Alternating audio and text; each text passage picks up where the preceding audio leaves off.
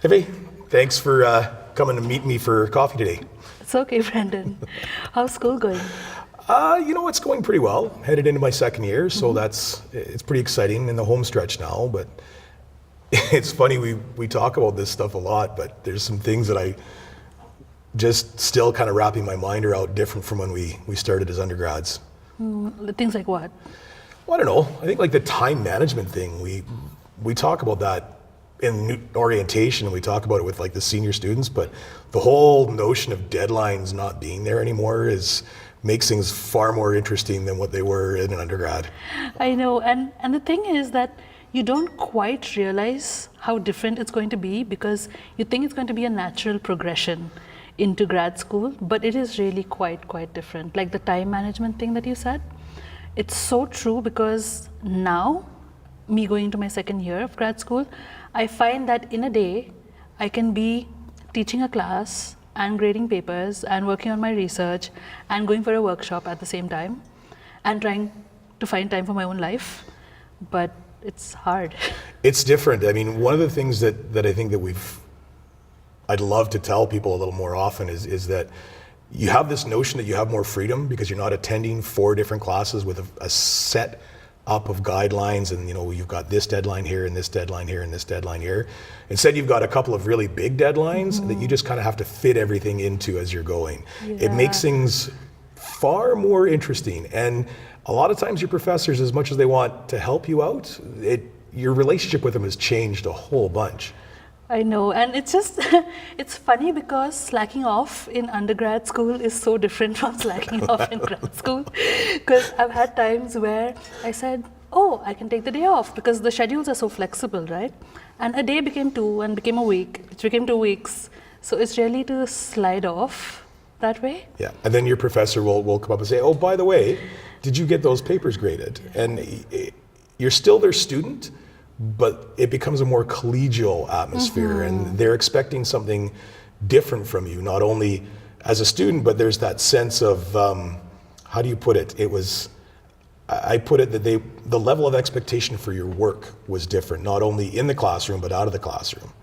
I think for me, it was a lot of imposter syndrome in the beginning because I would think that, oh, this level that they're expecting of me, there's no way I can deliver on it and I shouldn't be in grad school and this is not for me.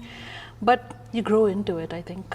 I did at least. Yeah, and I think sometimes we have to remember that when we're undergraduates, we're competing against, in some cases, thousands of students in the same faculty in terms of that's what you're measuring yourself against. As a grad student, you're measuring yourself against just a much smaller number. And you're there for a reason. And that sense of accomplishment should be just there really from taking classes. But I think that's where part of the professional development that is really a big part of graduate student life, that's where that plays in. I think that's one of those things that comes up as we go. The workshops that are offered are the things to make you better in and out of the classroom.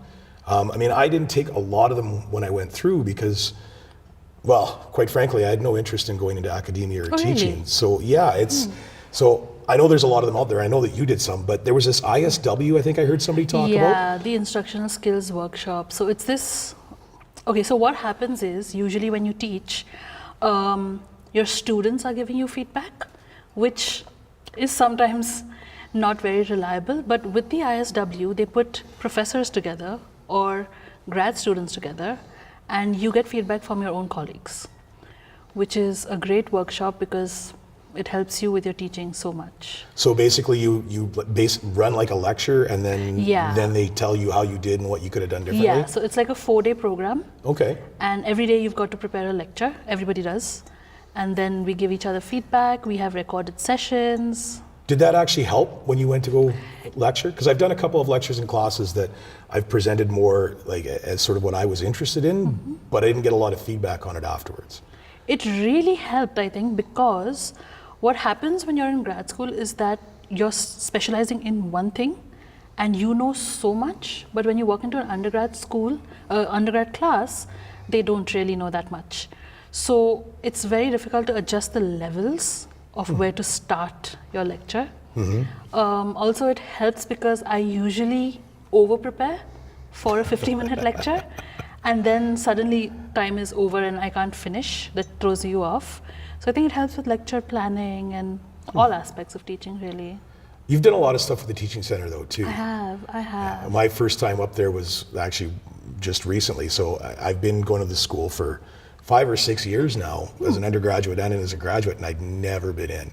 So like, what else do they do up there? Because I mean, I get lots of the emails and things, and again, a lot of it didn't seem to pertain to somebody who didn't want to go into academia, but now I'm starting to think maybe I regretted doing some of that. Yeah, because I know there's a lot that's geared towards teaching only, but there's so much more you can take away from those programs. Like they have the presentation skills workshop, or they have the multicultural classroom workshop, which is not only useful as a teacher in a classroom, but also helps you to get along with colleagues from different cultures. So yeah, so even if you're not looking at teaching, I think there's a lot of value still with the teaching center workshops or even the ISWs. And I think too, one of the things that I sought out, the programs that I sought out were geared more towards the writing, because that's really what I was interested in, is writing, and some of the library research things, because part of our professional development in graduate school, I don't know whether you found this or not, is all about taking what you already know and just getting how to apply it better outside of sitting in your office. I mean, the professional development is so much a part of the graduate student life. Like you're always thinking about what it is that you're doing and how I can get better at this. And there's so many programs that are offered that sometimes you just kind of go, well, I want to do this, or I want to do that, or maybe I want to do this. If you don't want to get into teaching and you wanted to get into non-academia, have you been to the Thrive programs? No, I haven't. Oh, really? I know that they run out of the SGS, but a lot of times it conflicted with some of the other things. So. Oh, okay. But what kind of stuff have they done down there? So they have resume building workshops, and it's so the teaching center is geared more towards an academic career skills. The Thrive programs are geared more towards non-academia. They also run this great competition called the 3MT, where the 3-minute thesis. 3-minute thesis, yeah. So have you heard of it? I have heard of it. I've been down to a couple of them, watched them. So, I mean, being one of the great things about graduate school, like, it drives me nuts, but it's also good, is everybody, so what's your project? And you have to encapsulate that into like 2 minutes or less, and sometimes you feel like, how do I simplify this? Do I not simplify this? So yeah, I've been to a couple of those and been amazed at the ability to be able to condense your research. You did that last year, didn't you? I did. And it's really, I thought it would be easy, but it's so much harder than it looks, because you have to talk to a non-specialist audience. And in that, it's such a great skill, because when you go out into the job market, you have to talk to a non-specialist audience. And 3 minutes, I won People's Choice. Did you? Yeah. Wow. That's pretty good, actually. So what happens when you win the 3-minute thesis? Like, I've seen some of the stuff that's come out of it. There's a national competition though, isn't there? There is. And I think what it was instituted for is to make research accessible and to help get people to talk about their research to people other than people in their field. And that kind of goes into that whole notion of graduate student or graduate school is about life. Like, it's your entire existence. We're thinking about being the undergraduate, and they think about it, oh, this is my entire life as being an undergraduate, but I still got a job and I've still got my friends, I still do this. Graduate student life is all about what we're doing. And I mean, there's so much to do academically outside of the classroom and outside of those workshops, because that's where I get a lot of my things from. The colloquia that we go to that are available, I have more time to go to now. When I was an undergraduate, I couldn't go see any of those speakers. I didn't have a chance. And just the expansion of the stuff that I had an opportunity to see has been great. I heard you presented at Harvard. I did. I always end up looking away kind of shyly, but yeah, I had an opportunity to go to Harvard Divinity School and present a paper there, and it was amazing. Like, it's Harvard, it's a 200-year-old school, but one of the best things about going to those conferences, and it's not my first conference and it won't be my last, but I was at this, the sort of pinnacle in my field, and people that were amazing scholars, and realizing, number one, I do belong here because I do know this. So that imposter syndrome that you talked about kind of went, oh, that was interesting. I actually have a clue. That's pretty good.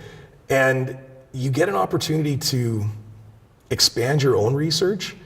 You get a chance to talk to people that are in your field, out of your field, that just inform everything that you do. That's one of the best parts about grad school, is whether you're presenting or not presenting, just the ability to go do things that every time I come back from a conference, I'm energized. Like everything, it's like, I've got all these ideas now, and you just feed off of it. And that is part of what we do here that just can't be replicated. It's an undergraduate that sits in a colloquia doesn't get the same experience as going someplace and you're talking on the same level. You've been to a couple conferences, haven't you? I have. And it's great because the kind of networking that you can do in a conference is phenomenal. And my first year especially, I was very involved in presenting papers and doing extra research to try to get published. And somewhere along the line, I realized that I'm not getting the university experience out of it.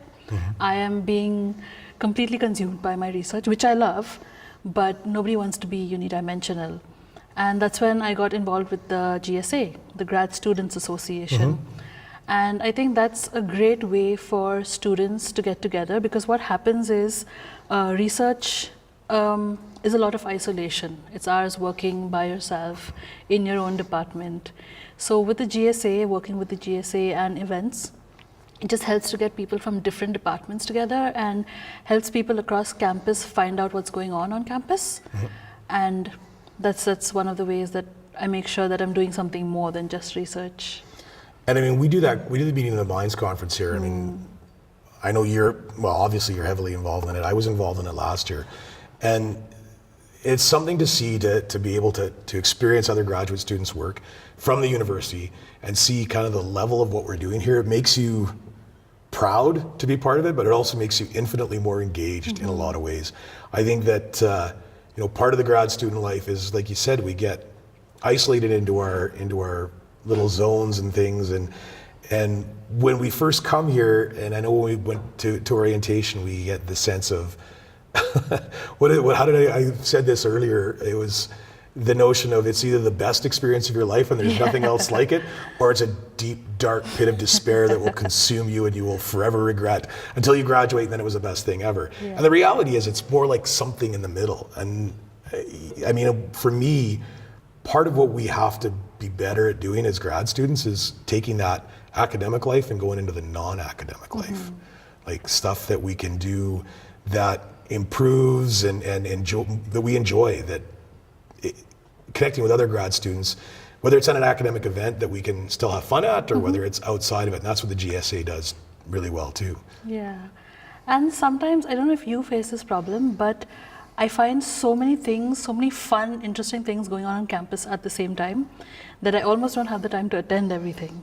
And I find that it's a fantastic atmosphere to be in, because you're always challenged. There are like a million different ways in which you can enrich yourself and your skill set.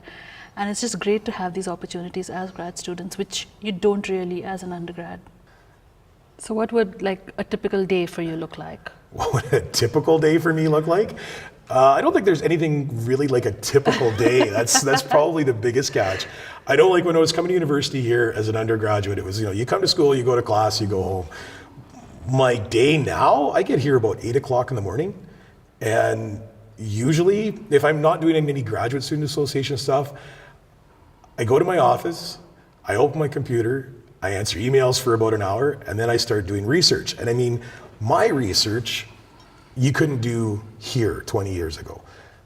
Like doing a history master's required digging through archives and going places, and you had to go to universities that had either massive archives that you could go and sit in for the day, or access to or funding to send you to those sorts of things. What are you studying though? I'm doing 19th century American religion. Okay. So early 1800s. So basically nowadays everything's digitized. So I can open up the database and then I spend 4 hours staring at 200-year-old newspapers. Wow. And looking for one teeny tiny word or thing that ties it all together. And it sounds really boring. Well, some people think it sounds really boring. I love it, because you'll find these weird gems, and reading a different language. I just get so immersed in what's going on in the life and whatever else. I do that for 4 or 5 hours, have lunch, sometimes mark, sometimes go to a class. If I'm TAing, I'll go to the class and help the professor out. If I've got marking to do, I'll do that. And then I go home, and oftentimes I still spend another couple of hours doing research at home, or doing GSA stuff, or marking, or prepping for a lecture, or any of those sorts of things. So one of the things I've talked to people about being a graduate student is it's no longer, you're not a student anymore. This is your job.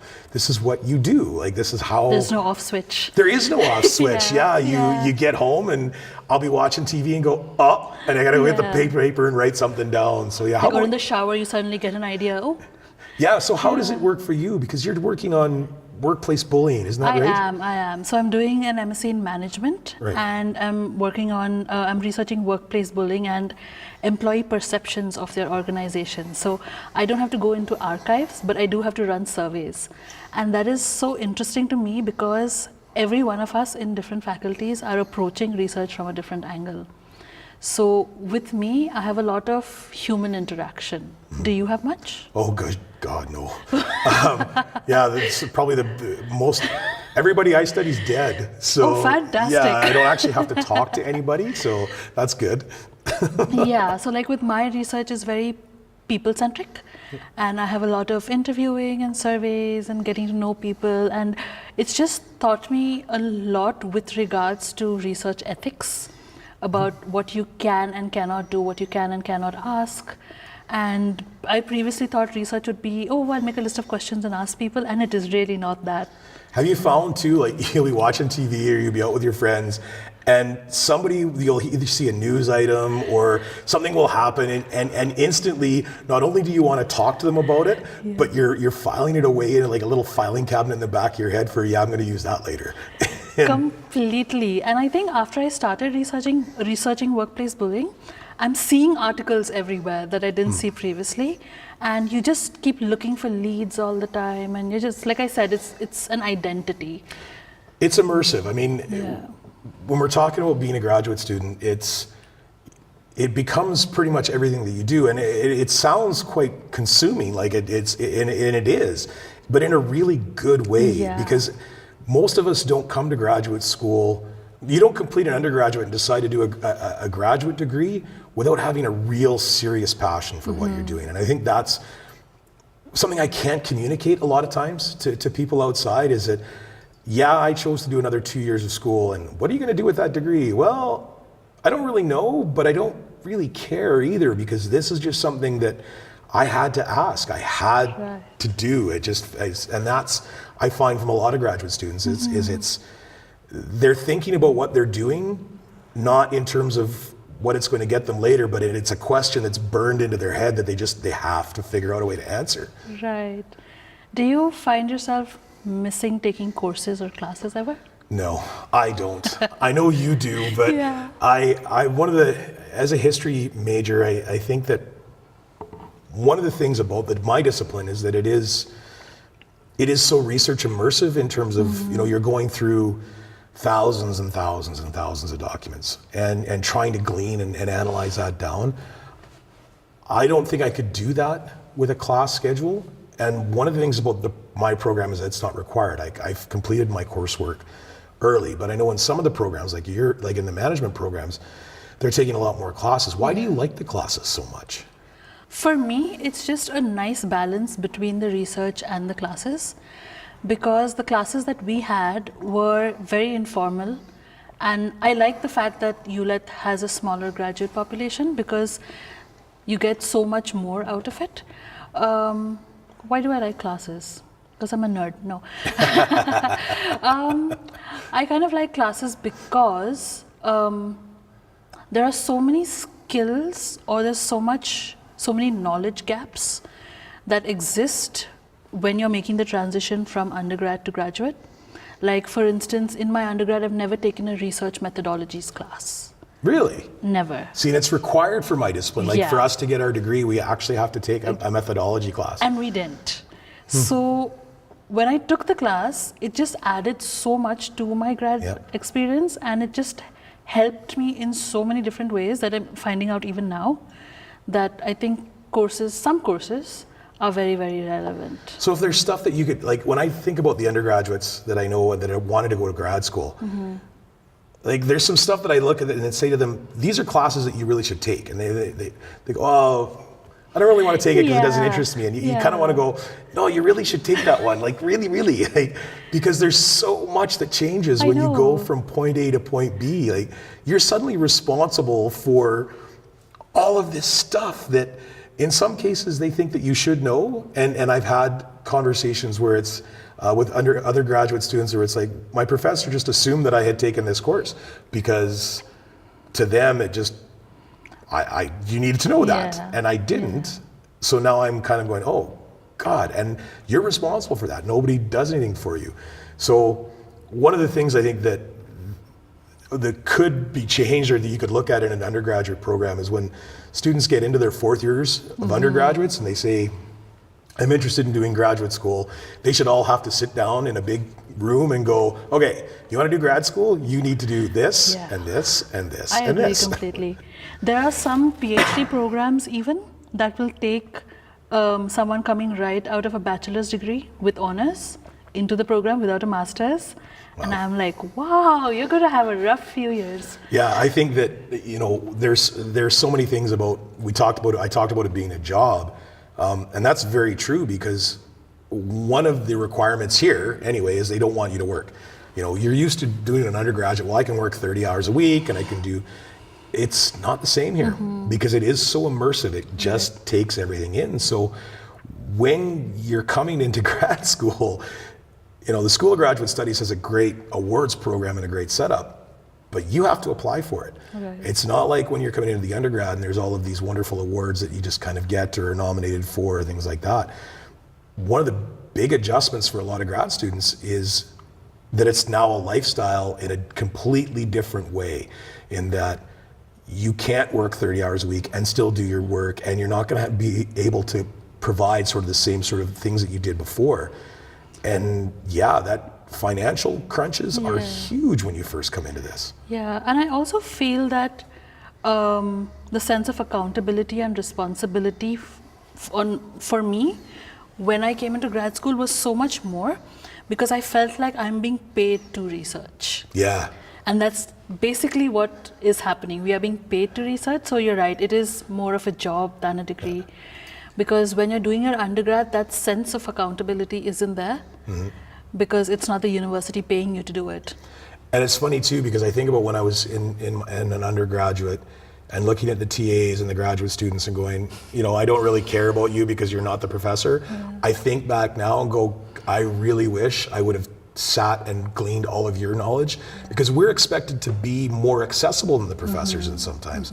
And in some programs, I mean, they drive the research, they're running the labs, they're the face of this program, and that's challenging. That's hard for some people to remember when you've gone from being sitting in the chairs to sitting in front of the chairs, and realizing some of the things that, you know, you think about what you did as an undergraduate and went, wow, they're doing it to me right now. Yeah, I remember my first day of teaching as a TA, and I was nervous, and I go to my professor, I'm like, I'm completely prepared, but I'm still nervous. And he turns to me and he says, be careful, they can smell fear. And which is kind of true, because if you show up to a class unprepared, they know. Yeah. They know less than you, but they know that you don't know, and they will use that. I had a student who wrote a really good paper, but didn't cite correctly, and I asked him to come see me, and we sat there and went through it, and because he was questioning why he got such a low mark, and because, you know, a lot of times you get that they want to talk to the TA because the TA must not know what they're doing. And so we came and sat down, and I explained to him some of the things, and he said, well, mechanically I get all that, but I don't understand why it was worth this low a mark. I said, read the sentence at the bottom of page 1. And he read it, and I said, where'd you get that from? Oh, I just made that up. I said, read it again. So he read it again, and I could see his whole body just kind of slump. He said, it's out of the Declaration of Independence. I said, yes, it absolutely is. He tried to pass it off as his own. It's not that he was trying to pass it off. He just didn't really think about it. Yeah. But when we were done, I showed a couple of other places where he'd done that. And afterwards, he folded up the paper and went, you really do know what you're doing. I'm like, yeah, actually, we're Unfortunately here for you. Yeah, we're here for a reason. So Yeah. I think for me, that's the best part of grad school is realizing that not only is this validating for me, but that I'm doing the right thing. Like I'm learning. How about you? For me, I love teaching. So for me, walking into a classroom is a high. It's like a performance. And I would like to think that, I think that graduate school has made me better at it. It's just, you get more confident with your material, you get more confident with your presentation skills, you learn how to interact with the classroom as a whole and as on an individual level. So I think definitely there's a lot of value in grad school. I'm thinking of going forward and doing a PhD. I'm not quite sure as yet because I have to recover from the master's experience. But no, I'm kidding. But I would like to go ahead. What about you? I'm done. I'm terminal at this. So yeah, I've loved what I've done and I love what I'm doing, but I never had any aspirations of doing a PhD. I never had any aspirations of teaching or anything like that. I like aspects of it, but for me, the MA is allowing me to do the things that I want to do that I fell in love with when I first started my undergraduate. So yeah, that's what I want to do. Have you enjoyed campus life so far? Yeah, for the most part. I'm pretty insular though because I do live in town. I'm a domestic student, so I have a house and cars and things like that. So I like campus for what it provides me on a day-to-day basis, but I think we can do better at keeping people in and keeping them engaged here, giving them, there are some really cool things, but at the same time, I've got cool things at home. So it's hard sometimes.